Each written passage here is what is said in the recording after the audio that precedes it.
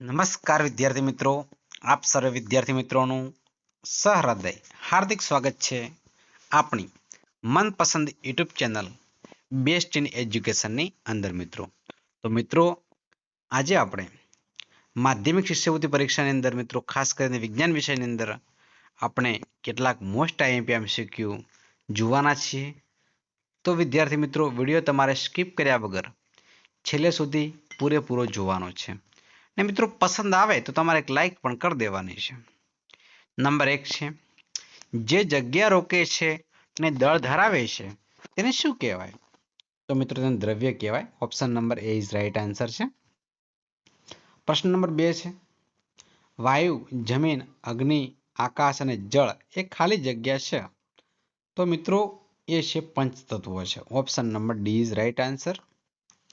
દળનો SI એકમ કયો છે? તો દળનો એસઆઈ એકમ મિત્રો કિલોગ્રામ છે. ઓપ્શન નંબર બી છે. ચલો મિત્રો, એના પછી બે જુદા જુદા પ્રકારના દ્રવ્યના કણો એકબીજાને આંતરમિશ્ર થવાની ઘટનાને શું કહેવાય છે? તો મિત્રો પ્રસરણ કહેવાય. શું કહેવાય? પ્રસરણ કહેવાય. પ્રશ્ન નંબર 5 છે, તાપમાન વધતા દ્રવ્યના કણોની ગતિ ઉર્જા ખાલી જગ્યા થાય. તાપમાન વધે તો દ્રવ્યની ગતિ ઉર્જા પણ શું થાય? વધે છે. નંબર 6 છે, કોઈપણ દ્રવ્ય નીચેનામાંથી કઈ અવસ્થા ધરાવી શકે છે? તો મિત્રો આપેલ બધા જ છે. ઘન પણ ધરાવી શકે છે, પ્રવાહી પણ ધરાવે છે અને વાયુ પણ ધરાવે છે. પ્રશ્ન નંબર 7 છે, દ્રવ્યના ચોક્કસ આકાર, નિશ્ચિત સીમા અને ચોક્કસ કદ ધરાવતી અવસ્થાને શું કહેવાય છે? તો મિત્રો ઘન કહેવાય છે. શું કહેવાય છે? ઘન. પ્રશ્ન નંબર 8 છે, ઘન પદાર્થો ખાલી જગ્યા હોય છે તો ઘન પદાર્થો દઢ હોય છે. શું હોય છે? દઢ હોય છે. પ્રશ્ન નંબર 9 છે, પ્રવાહી પદાર્થો નીચેનામાંથી કયો ગુણ ધરાવે છે? તો મિત્રો વહનશીલતાનો પણ ગુણધર્મ ધરાવે છે, પ્રસરણનો પણ ગુણધર્મ ધરાવે છે, તરલતા પણ ધરાવે છે. તો ઓપ્શન નંબર ડી છે, આપેલ બધા જ. પ્રશ્ન નંબર 10 છે, પદાર્થના પ્રતિ એકમ કદમાં રહેલા દળને શું કહે છે? તો બી ઘનતા કહેવાય. શું કહેવાય? ઘનતા. પ્રશ્ન નંબર 11 છે, જે તાપમાને ઘન પદાર્થ પીગળીને પ્રવાહી સ્વરૂપમાં રૂપાંતરિત થાય છે તે તાપમાનને તે ઘન પદાર્થનું ખાલી જગ્યા કહેવાય છે. તો મિત્રો શું કહેવાય?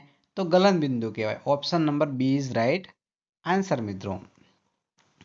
પ્રશ્ન નંબર 12 છે, પદાર્થના ગલનબિંદુ જેટલા તાપમાને અને એક વાતાવરણ દબાણે 1 કિલોગ્રામ ઘન પદાર્થની પ્રવાહી અવસ્થામાં રૂપાંતરિત કરવા માટે જરૂરી ઉષ્માને શું કહેવાય છે? તો ગલનગુપ્ત ઉષ્મા કહેવાય છે. ઓપ્શન નંબર એ છે. નીચેનામાંથી ઉદ્ભવ પાતી પદાર્થ કયો છે? તો મિત્રો ઓપ્શન નંબર બી છે, નવસાર છે. શું છે? ઓપ્શન નંબર બી નવસાર. પ્રશ્ન નંબર 14 છે, કોઈપણ વાયુનું પ્રવાહીમાં પરિવર્તન કરવા માટે નીચેનામાંથી કયું પરિબળ જવાબદાર છે? તો મિત્રો ઓપ્શન નંબર સી છે, દબાણ વધારવાથી તાપમાન ઘટાડવાથી. એટલે કે ઓપ્શન નંબર સી સાચો છે. એ અને બંને. પ્રશ્ન નંબર 15 છે, સૂકો બરફ કોને કહેવાય? તો મિત્રો સૂકો બરફ ઘન CO2 ને કહેવામાં આવે છે. પ્રશ્ન નંબર 16 છે, દબાણનો એસઆઈ એકમ કયો છે? તો દબાણનો એસઆઈ એકમ મિત્રો પાસ્કલ છે, પીએ.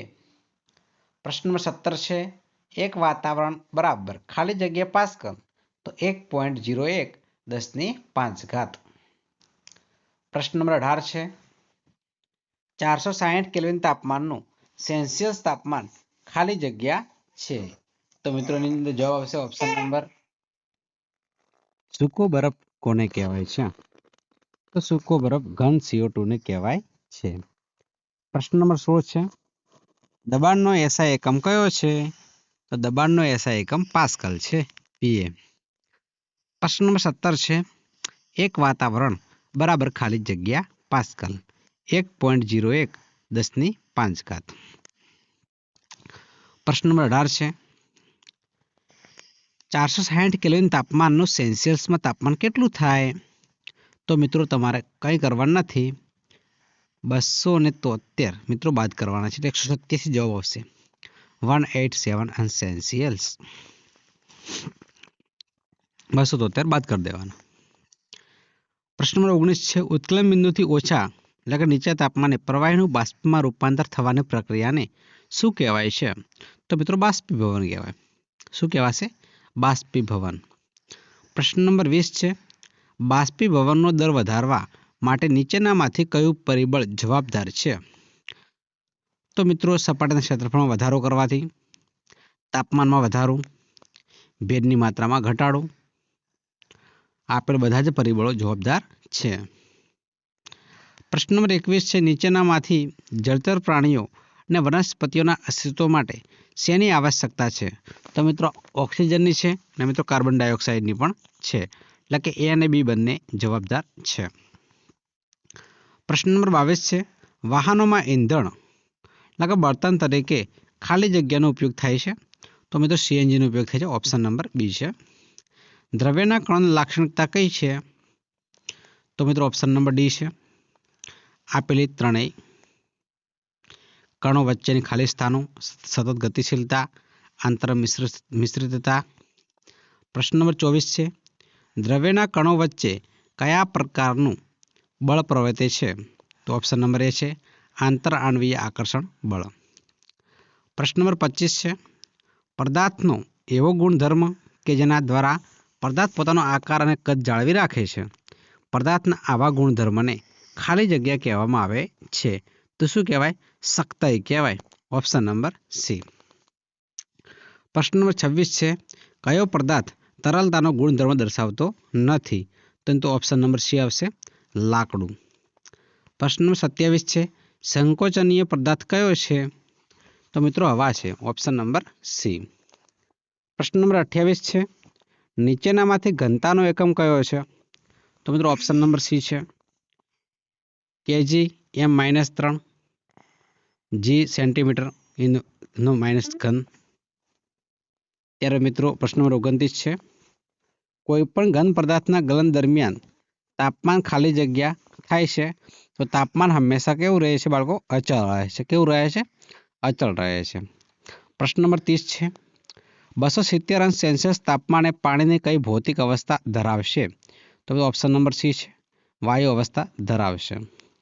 પ્રશ્ન નંબર 31 છે ગરમીના દિવસોમાં કેવા કપડાં પહેરવાથી સરળતા રહે છે?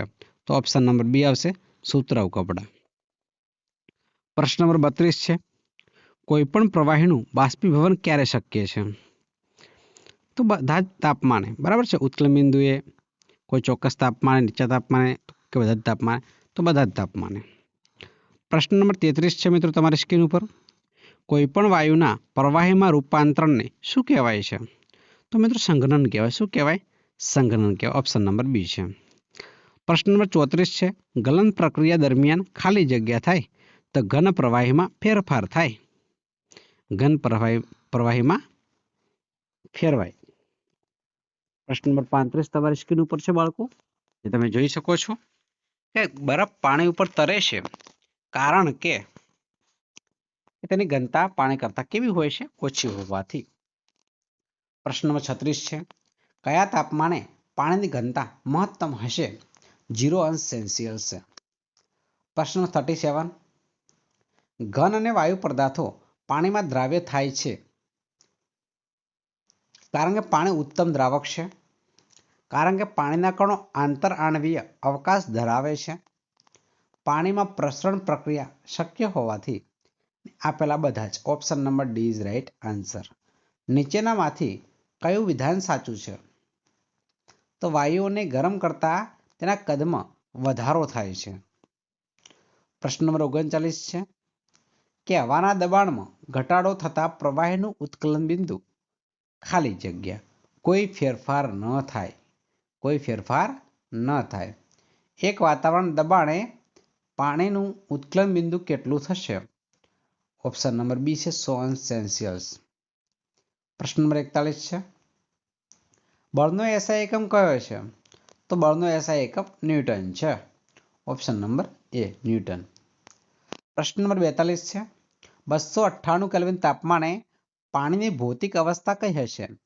તો ઓપ્શન નંબર બી છે કઈ હશે? પ્રવાહી હશે. ઘનતા શોધવા માટેનું સાચું સૂત્ર નીચેનામાંથી કયું છે? તો ઓપ્શન એ છે દળ ઓબ્લિક કદ છે. દળ ઓબ્લિક કદ છે। પ્રશ્ન નંબર 44 છે કે 1 કિલોગ્રામ ઘનનું તેના ગલનબિંદુ જેટલા તાપમાને પ્રવાહીમાં રૂપાંતર કરવા માટે જરૂરી ઉષ્મા ઉર્જાને શું કહે છે? તો મિત્રો શું કહેવાય? ગલનગુપ્ત ઉષ્મા કહેવાય। ઓપ્શન નંબર બી છે। પ્રશ્ન નંબર 45 છે વધુ પડતા પવનને કારણે પાણીની બાષ્પના કણો ખાલી જગ્યા થાય તો પવનની સાથે ઉડી જાય છે। શું થાય છે? પવનની સાથે ઉડી જાય છે। ઓપ્શન નંબર બી ઇઝ મિત્રો રાઈટ આન્સર। પ્રશ્ન નંબર 46 છે બાષ્પીભવનને કારણે ખાલી જગ્યા ઉદ્ભવે છે તો બાષ્પીભવનના કારણે ઠંડક ઉદ્ભવે છે। ઠંડક। ઓપ્શન નંબર એ। કદનો એસઆઈ એકમ કયો છે? તો કદનો એસઆઈ એકમ છે ઘન મીટર। શું છે બાળકો? ઘન મીટર।